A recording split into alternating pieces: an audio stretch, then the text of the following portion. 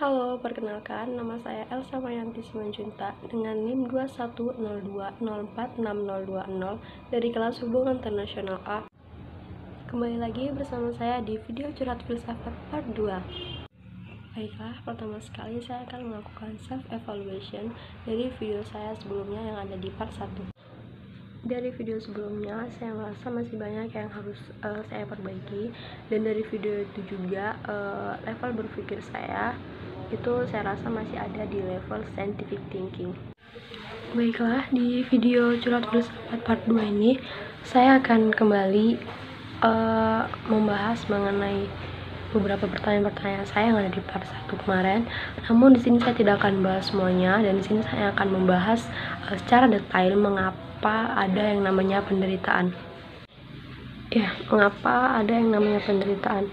Di sini kita akan berpikir di level theology thinking, di mana kita akan berpikir menggunakan secara religius.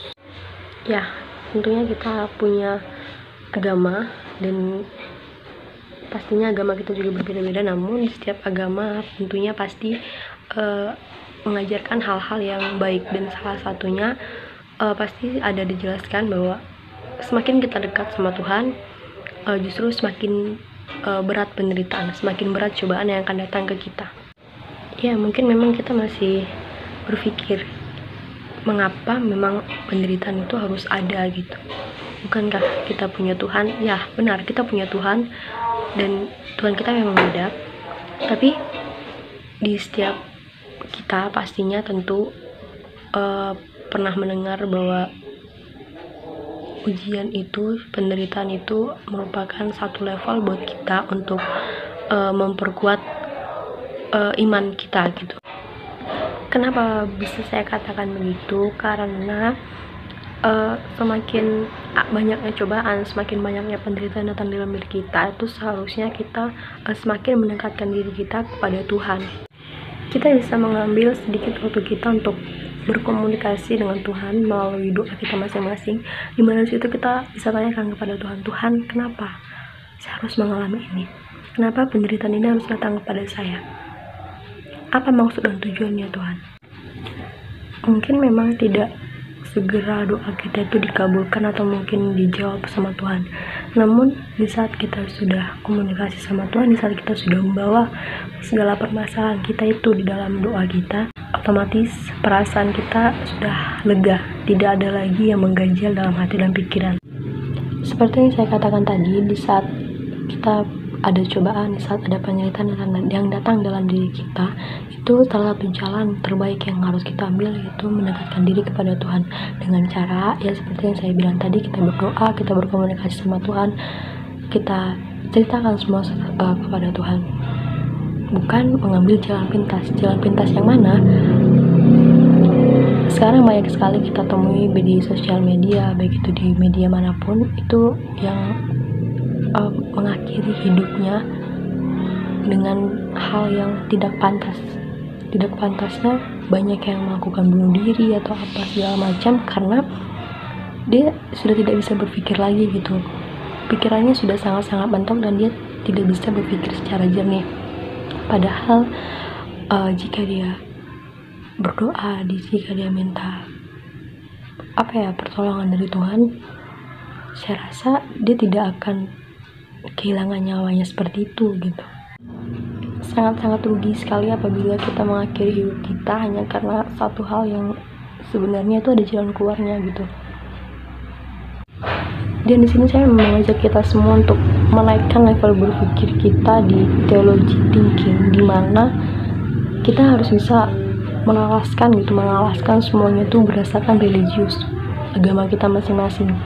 Karena ya kita hidup karena Tuhan juga gitu, dan otomatis gimana perjalanan hidup kita ke depannya itu juga pasti sudah merupakan skenario dari Tuhan. Dan di sini kita hanya sebagai pemerannya. Sebagai pemeran yang baik dalam hidup ini, kita harus benar-benar bisa menjalani semuanya dengan baik juga. Jikapun memang harus ada yang namanya penderitaan, jikapun memang harus ada yang namanya cobaan datang dalam hidup kita, satu-satunya jalan yaitu tadi kita mendekatkan diri kepada Tuhan kita. Kenapa? Karena cobaan dan penderitaan itu datang dari Tuhan. Tuhan mendatangkan cobaan, Tuhan mendatangkan penderitaan itu dalam diri kita karena Tuhan mau melihat seberapa kuat sih imannya ini. Apakah di saat aku berikan cobaan ini, apakah dia akan menjauh dariku atau justru dia akan mendekat? Kita tahu bahwa penderitaan itu semua datang dari Tuhan untuk menguji iman kita, dan seharusnya kita juga tahu kalau Tuhan sudah memberikan cobaan, Tuhan juga pasti bakal memberikan jalan keluarnya kepada kita. Itu yang harus benar-benar kita terapkan dalam hati dan pikiran kita, bahwa apapun cobaannya, apapun ujiannya, apapun penderitaan datang dalam diri kita, itu Tuhan sudah sediakan semua jawabannya, dan Tuhan juga sudah sediakan waktu yang terbaik gitu. Waktu yang terbaik yang tentunya sudah sesuai dengan skenario dia juga gitu, yang sudah memang benar-benar akan indah pada waktunya, di waktu yang dimana sudah Tuhan tentukan. Yang terpenting saat ini adalah kita belajar untuk mendekatkan diri kita kepada Tuhan. Saat kita sudah mendekatkan diri kepada Tuhan, saat kita sudah memperkuat iman kita, mau seperti apapun cobaan, mau seperti apapun ujian, mau seperti apapun penderitaan yang datang dalam diri kita, iman kita sudah kuat. Kita tidak akan goyah lagi.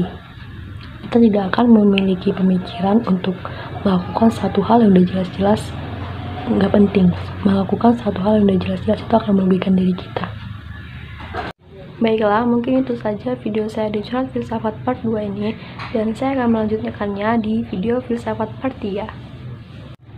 Sekian video dari saya, terima kasih.